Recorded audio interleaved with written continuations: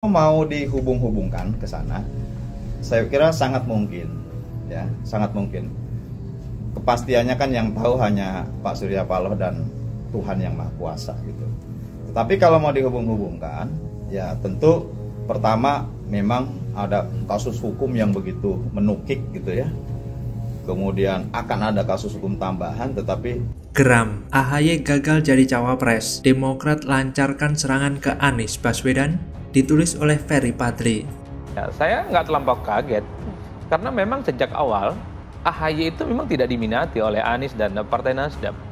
Buktinya setelah Anies dideklarasikan sebagai kandidat capres oleh Nasdem, AHY itu tidak pernah jadi prioritas. Halo, kembali lagi dengan saya Endra Caniago di channel Jurnal 45.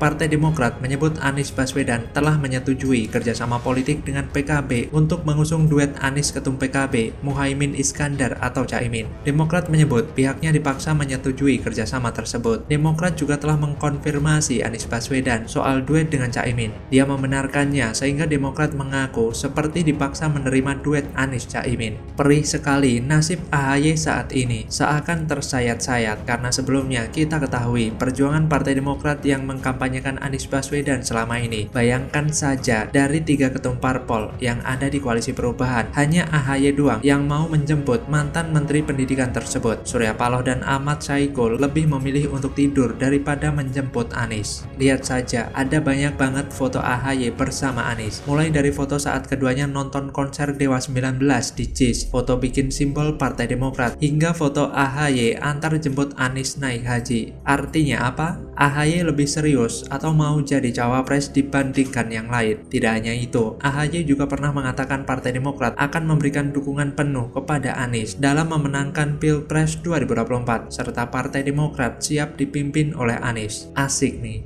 Nggak taunya cawapres Anies bukan dirinya, tapi Caimin. Tidak pelak, kader Demokrat pun marah bukan kepalang, hingga mereka melancarkan serangan bertubi-tubi kepada mantan rektor Universitas Paramadina tersebut. Pertama, yang melancarkan serangan adalah Kepala Bapilu Partai Demokrat Andi Arief. Ex-mantan pecandu narkoba itu tanpa tedeng aling-aling mengatakan Anies adalah pengecut. Saya tidak menyangka Anies berdarah dingin tapi pengecut. Demikian ungkap Andi melalui akun Twitternya @andiarif_.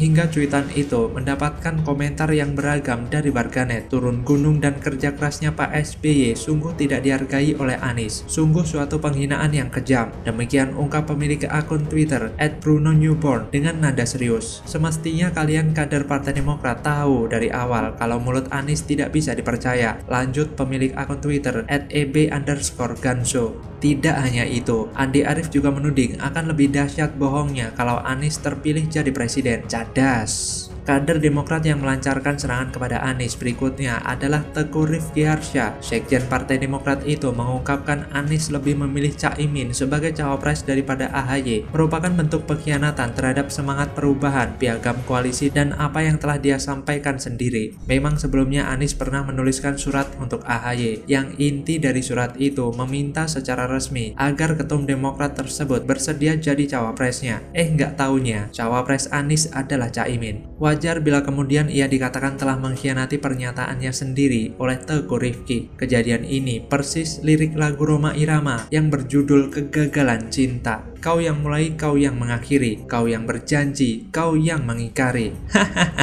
Teranyar yang turut melancarkan serangan ke Anies adalah SBY. Sebagaimana kita ketahui bahwa Bapak AHY itu telah turun gunung berkali-kali untuk membantu anaknya agar terpilih jadi cawapres. Ia pernah bertandang ke Nasdem Tower dalam rangka menyodorkan nama AHY sebagai cawapres yang diusung oleh Koalisi Perubahan. Di samping itu, Anies juga kerap memuji dirinya, seperti mantan Presiden RI ke-6 tersebut pernah dikatakannya netral dan mampu menjaga etika politik di Pilpres 2014 silam.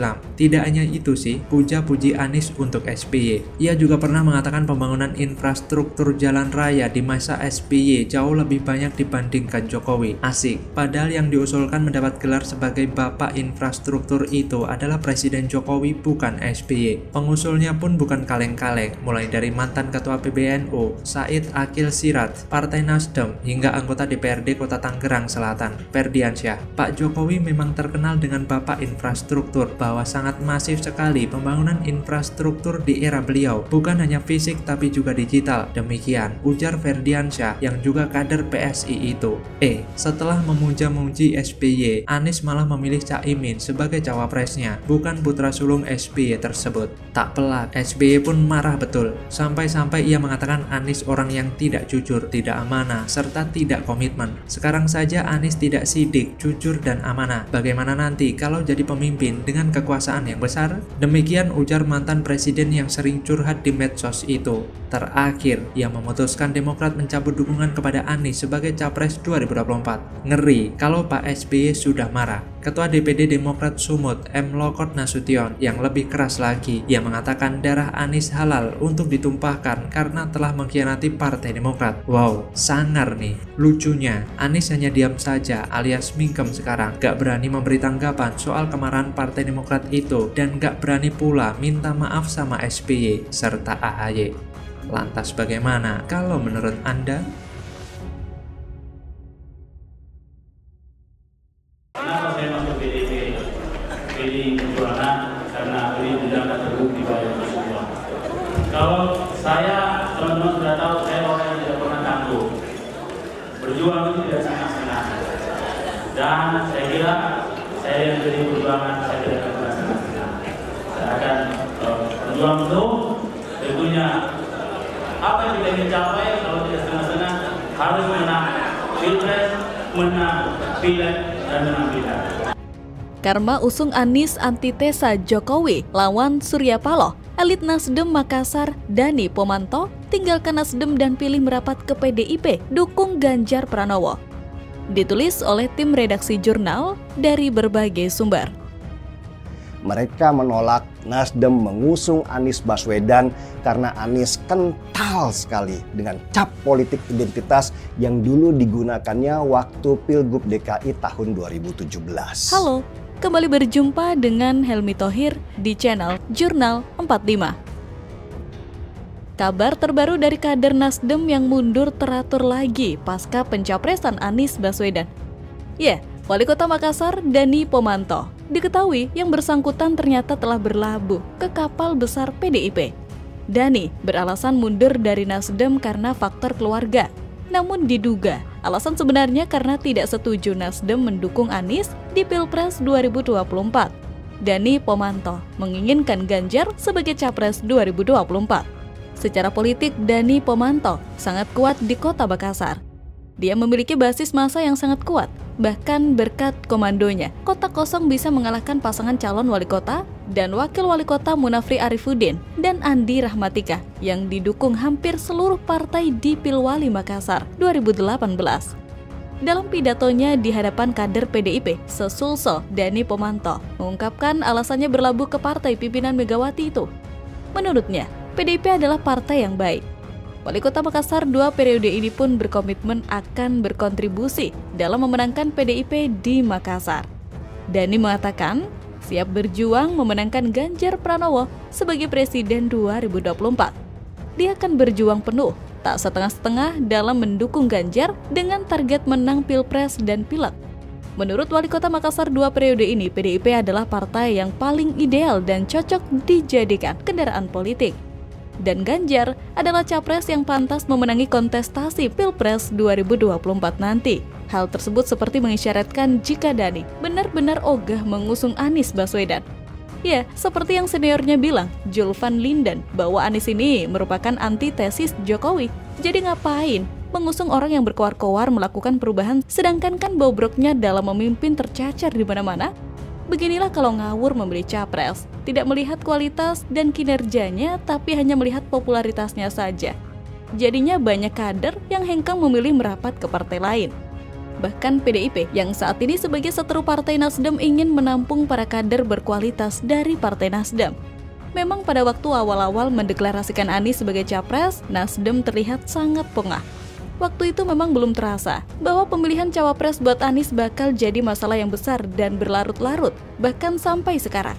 Makin kesini, Nasdem baru tahu betapa sulit dan rumitnya urusan cawapres ini.